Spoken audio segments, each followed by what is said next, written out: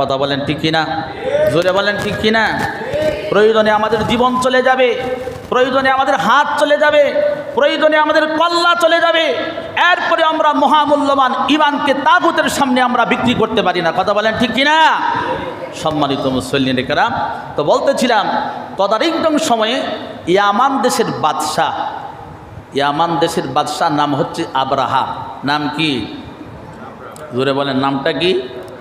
আবরাহা। নামটা ভালো না খারাপ? কত সুন্দর নাম, আবরাহা। আবরাহার এই বাদশাহ দেখছ যে মক্কা নগরীতে একটি ঘর আছে কাবা।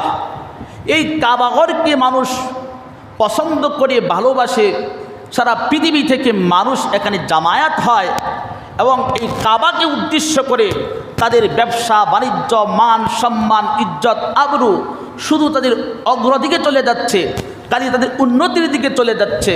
তা আমিও যদি এমন একটি কাবা নির্মাণ করি ইয়ামানের ভূপৃষ্ঠে, ইয়ামানের রাজধানীতে আমি যদি সুন্দর করে একটা কাবা তৈরি করি, তাহলে এই কাবাকে পরিদর্শন করার জন্য, এই কাবাকে দেখার জন্য লাখো লাখো শত শত মানুষ আমার দেশে আসবে আর আমার দেশ উন্নত হয়ে যাবে। বলেন নাউজুবিল্লাহ।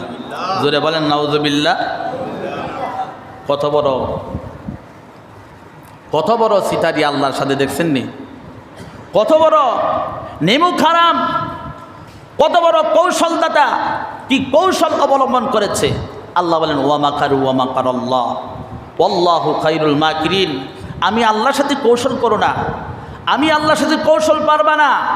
তুমি যে কৌশল করতেছো ইহার চাইতে কোটি কোটি কোটি কোটি গুণ উপরের কৌশল আমি যে করে রেখেছি, তুমি জীবনে কল্পনাও করে দেখো নাই। কথা বলেন ঠিক কিনা?